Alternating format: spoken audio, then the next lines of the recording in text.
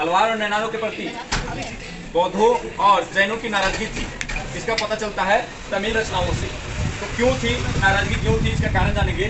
तमिल रचनाओं में अलवार और नैनार के प्रति बौद्ध और जैन धर्म के जो लोग थे उनकी नाराजगी के क्या कारण थे, नाराज क्यों थे। जैसे आप जानते हैं कि अलवार और नैनार संत का उदय हो चुका था 6वीं शताब्दी में, और एक मतलब भक्ति का नया प्रकार शिव और विष्णु इनके आराध्य हो गए थे। इससे पहले जो बौद्ध और जैन लोग थे वे अपने धर्म का प्रचार प्रसार कर रहे थे, परंतु अब ज़्यादा शिव और विष्णु का प्रचार प्रसार होने लगा, जिससे ये लोग नाराज हो गए। कौन लोग? बौद्ध और जैन। इसके क्या कारण थे?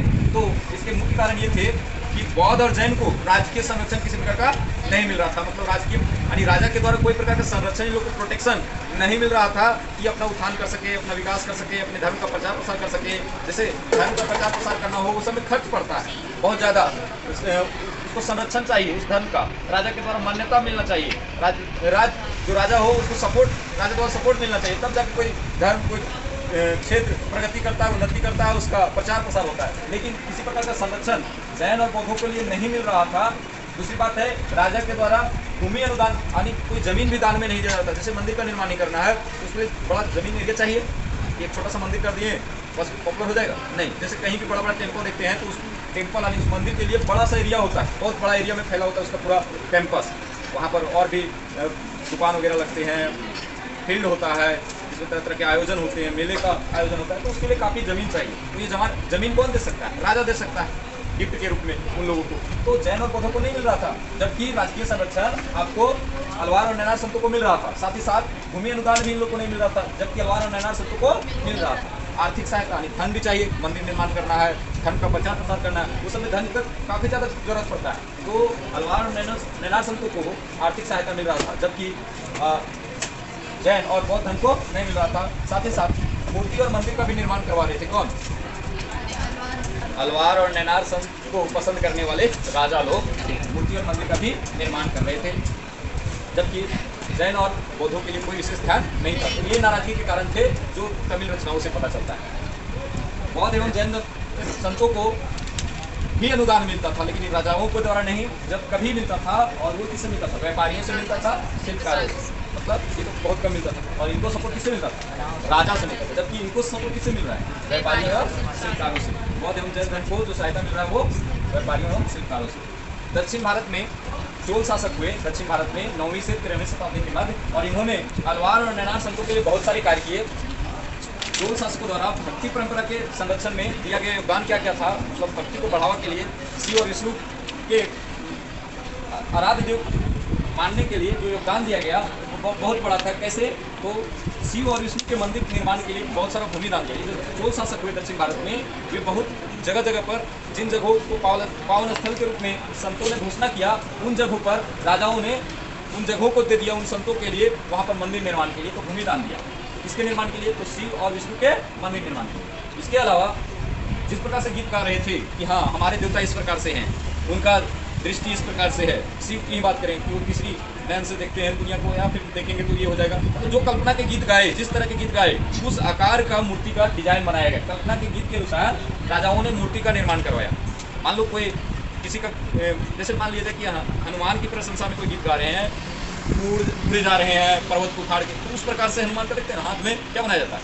पहाड़ बनाया जाता है। तो कल्पना के गीत के अनुसार मूर्ति का निर्माण करवाया किन्होंने? चोल शासकों ने, चोल राजाओं ने। आर्थिक सहायता मिली और पत्थर की मूर्तियाँ, कांसे की मूर्तियाँ तथा अन्य धातुओं की मूर्तियाँ इन शिव और विष्णु के ढाले गए। बहुत सारी मूर्तियाँ बनाई गई।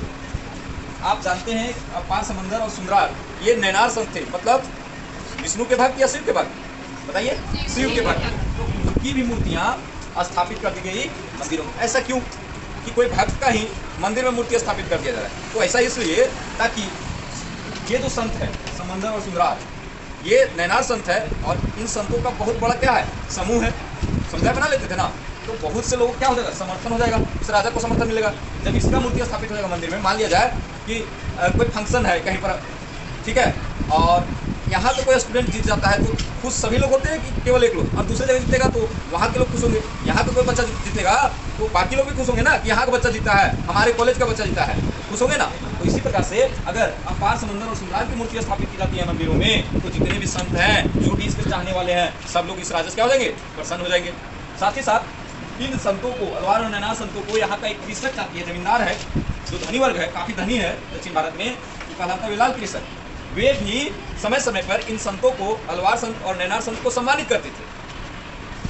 अब जब ये लोग सम्मानित कर रहे हैं संत को, और राजा जो है वो इनका समर्थन पाने के लिए, वेलाल कृषकों का समर्थन पाने के लिए इन संतों के लिए क्या कर दे रहा है, मंदिर का निर्माण कर दे रहा है। मतलब कहीं ना कहीं जो यहाँ के वेलाल कृषक हैं वो पसंद कर रहे हैं यहाँ के संत को, ये पसंद कर रहे हैं वेलाल कृषक जो है, वेलाल कृषक जो है पसंद कर रहे हैं संत को, इस संत को पसंद कर रहे हैं। और राजा भी किसको पसंद कर रहा है, इस संत को, ये दोनों संत को पसंद कर रहे हैं।